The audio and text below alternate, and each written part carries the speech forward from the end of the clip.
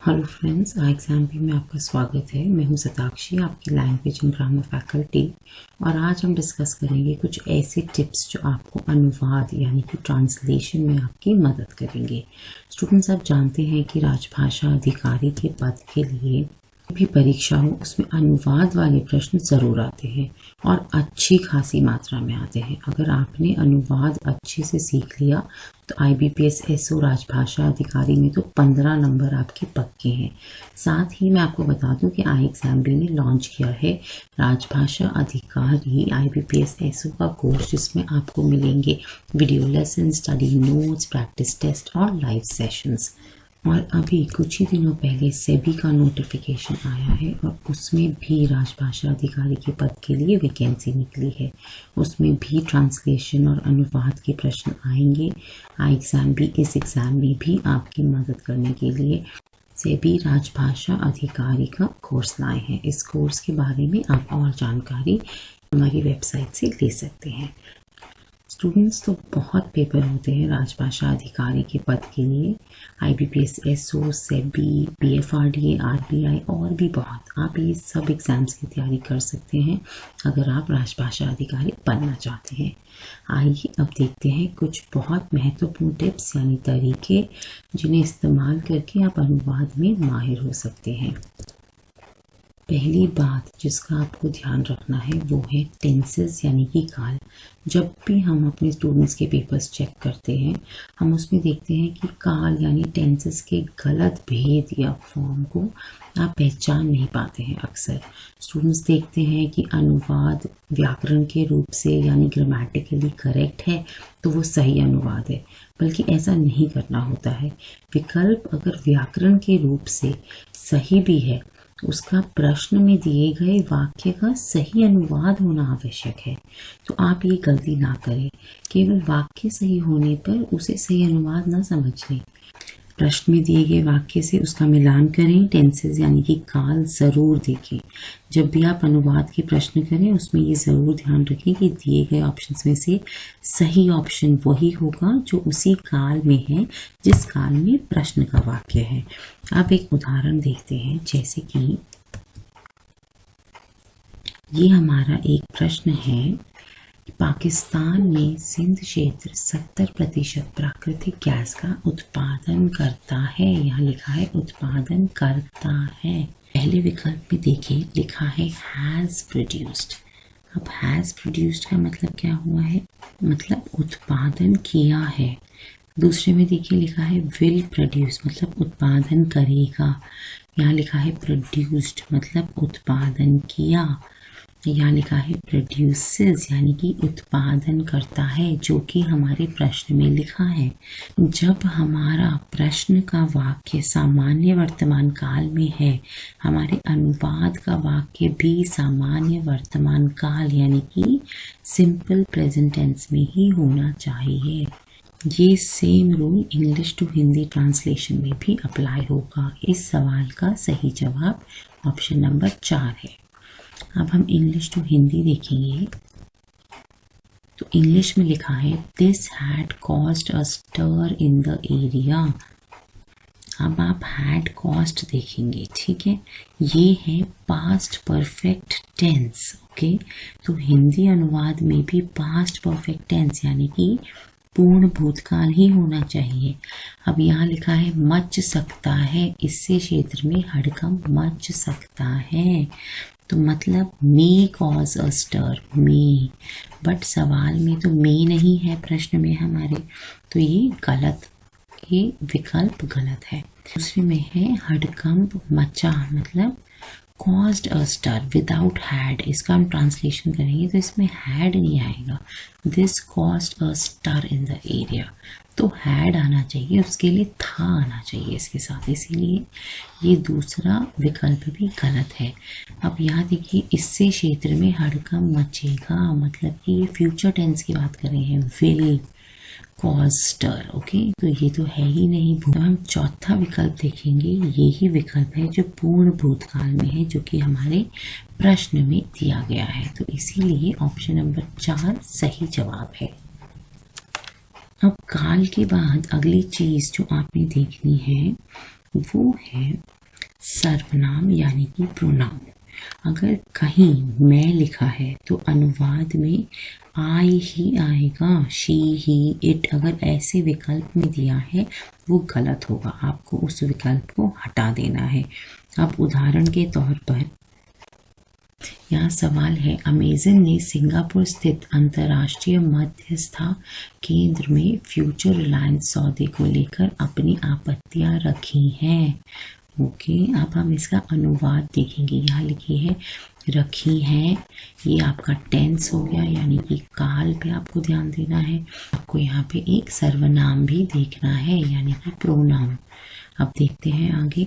Amazon has put their objections। अब एक बात बताएं, यहाँ पे their लिखा है। their क्या होता है? जब एक से ज्यादा लोगों की बात हो रही होती है तब देयर आता है। Amazon एक कंपनी है, ओनली वन, एक यूनिट है, इसलिए देयर जो है वो गलत प्रोनाउन है। इसमें क्या आएगा? Amazon एक कंपनी है, इसीलिए यहाँ पे Amazon के साथ इट आएगा। तो जो भी ऑप्शंस में इट है हम केवल उन ऑप्शंस को कंसिडर करेंगे, देयर वाला हमारा ऑप्शन गलत है। अब हमारे पास बचे 3 ऑप्शन और यहाँ फिफ्थ एक नन ऑफ दीज भी होता है। फिफ्थ आएगा हमारा नन ऑफ दीज। तो हमने भी कहा कि टेंस यानी कि काल का प्रयोग भी अनुवाद में दिए गए प्रश्न के अनुसार ही होना चाहिए। अब प्रश्न में लिखा है अपनी आपत्तियां रखी हैं, तो अब आप देखिए, तो आपत्तियां रखी हैं क्या होगा? कौन सा टेंस है ये हमारा वर्तमान काल। ओके, तो यहाँ पे जो लिखा है हैज पुट सही ऑप्शन होगा। विल पुट हो जाएगा हमारा भविष्य काल में, तो विल पुट हमारा गलत होगा, तो ऑप्शन नंबर 3 भी हमारा चला जाएगा, ये भी गलत विकल्प है। अब 2 और 4 में से हम देखें, Amazon has put it's objection, यहाँ पे ऑब्जेक्शन लिखा है और यहाँ पे ऑब्जेक्शंस लिखा है। तो अब ये बात का आप ध्यान रखें कि जहाँ पर यहाँ लिखा है आपत्तियाँ है तो ऑब्जेक्शंस होगा, ऑब्जेक्शन जो है वो गलत है, तो इसीलिए ऑप्शन नंबर 4 केवल सही होगा। अब यहाँ पे एक और चीज़ का ध्यान दें, यहाँ पे कहीं जगह लिखा है एट और कहीं जगह लिखा है इन। अब यहाँ जो ये एट और इन अलग अलग लिखा है, हमें ये भी ध्यान देना है। तो ठीक है, आपने ऑप्शन में से निकाल लिया, 1 2 3 नहीं होगा, 4 हमने देख लिया कि सही ऑप्शन है, पर एक ऑप्शन हमारा नन ऑफ दीज भी है। क्या ये एट सही है यहाँ पर कि यहाँ पे इन आएगा? ये भी हमें चेक करना है। अब ये हमारा क्या है? प्रेपोजिशंस या अव्यय है ना, हमें अपने प्रेपोजिशंस भी इन प्लेस रखने हैं, उनको एकदम सही तरह से इस्तेमाल करना है। देखना है कि ट्रांसलेशन में प्रेपोजिशंस का यूज़ भी सही ढंग से हुआ है। अब ये हम कैसे चेक करेंगे? हम देखेंगे कि सवाल में लिखा है, हमसे प्रश्न में पूछा है केंद्र में, ये एक सेंटर है। अब स्टूडेंट्स को लगता है में मतलब अंदर, तो इन आएगा, बट में मतलब किसी जगह पर भी होगा, राइट? तो जब हम किसी स्थान, किसी कंपनी, किसी इवेंट की बात करते हैं तो उस इवेंट में मतलब एट दैट इवेंट, एट आता है इवेंट में। और जब हम बात करते हैं किसी बंद जगह की, जैसे कार की, बिल्डिंग की, या किसी देश की भी बात करते हैं, तब हम इन का प्रयोग करेंगे।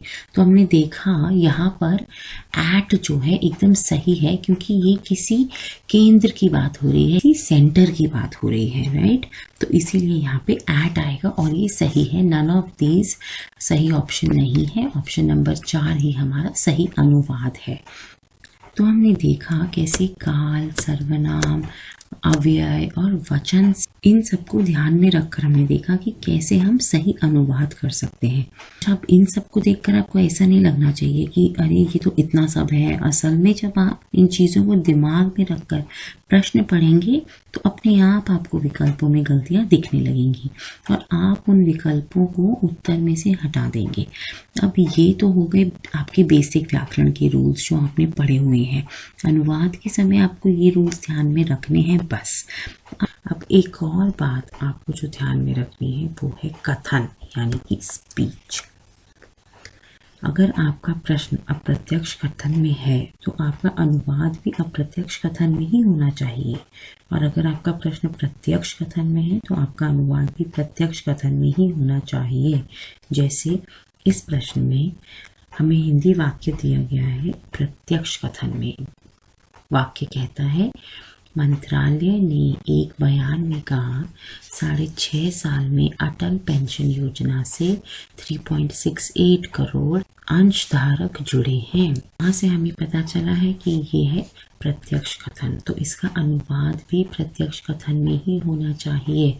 यानी कि ये दो वाक्य जो कि प्रत्यक्ष कथन में नहीं है, ये हमारे उत्तर नहीं हो सकते हैं। आगे देखिए, हम बचे हुए पहला और चौथा विकल्प वो ही देखेंगे। The ministry said in a statement, यहाँ लिखा है सेड इन अ स्टेटमेंट और यहाँ लिखा है मेड अ स्टेटमेंट। मेड का मतलब क्या होता है कि बनाई, पर स्टेटमेंट उन्होंने बनाई नहीं है, उन्होंने बयान में कहा है, सेड इन अ स्टेटमेंट। तो ऑप्शन नंबर 4 हमारा गलत है। अब हम 1 देखेंगे। The ministry said in a statement, मंत्रालय ने एक बयान में कहा 6.5 साल में अटल पेंशन योजना से इन 6.5 years 3.68 करोड़ सब्सक्राइबर्स अंशधारक have joined the Atal pension Yojana में से जुड़े हैं। तो जुड़ना मतलब ज्वाइन। ओके, तो ऑप्शन नंबर 1 जो है वो एकदम सही उत्तर है। अब हमने एक और चीज़ देख ली है, कथन। अब हमें काल, सर्वनाम, अव्यय, वचन और कथन के बाद एक और चीज़ चेक करनी है और इसको ध्यान में रखना है जब हम अनुवाद कर रहे हैं, वो है हमारा एक्टिव और पैसिव वॉइस। वो क्या होता है? अगर हमारा प्रश्न एक्टिव वॉइस में दिया गया है तो हमारा अनुवाद में भी एक्टिव वॉइस ही यूज़ होगी, और अगर प्रश्न में पैसिव वॉइस दी है तो हम अनुवाद में भी पैसिव वॉइस यूज़ करेंगे। जैसे कि इसमें लिखा हुआ है पत्र डाकिया द्वारा वितरित किए गए थे, तो इसमें क्या है, पत्र पहले आया है ना, तो यहाँ पर आएगा the letters had been delivered या डिस्ट्रीब्यूटेड बाय द पोस्टमैन।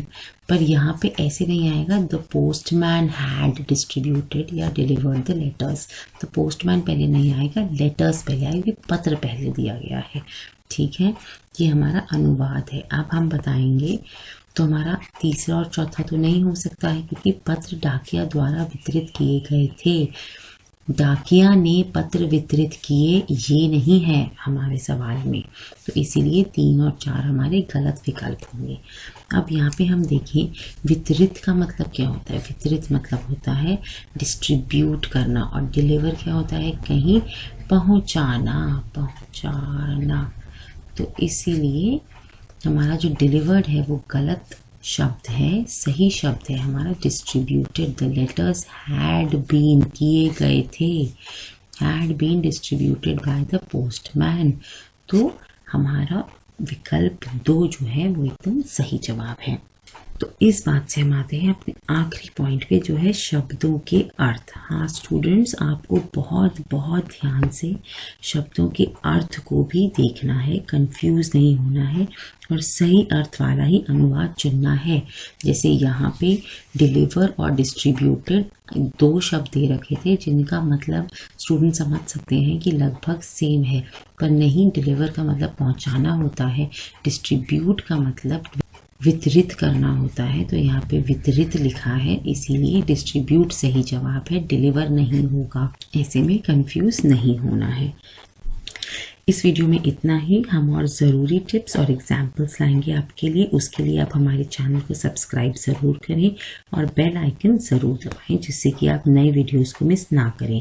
और अगर आप चाहते हैं कि हम आपके राजभाषा अधिकारी के एग्ज़ाम में या सेबी के राजभाषा अधिकारी के एग्ज़ाम में हम आपकी मदद करें, आपकी प्रिपरेशन में आपको गाइड करें, और आप iExamB का ऑनलाइन कोर्स लेना चाहते हैं तो इस नंबर पे आप कॉल कर सकते हैं। आप चाहें तो iExamB की वेबसाइट पर इन कोर्सेज का डेमो भी ज़रूर देख सकते हैं। अगर आपको ये वीडियो पसंद आया तो इसे लाइक और शेयर ज़रूर करें, और अपनी सुझाव या सवाल आप कमेंट सेक्शन पर लिख सकते हैं, हम उनका जवाब आपको ज़रूर देंगे।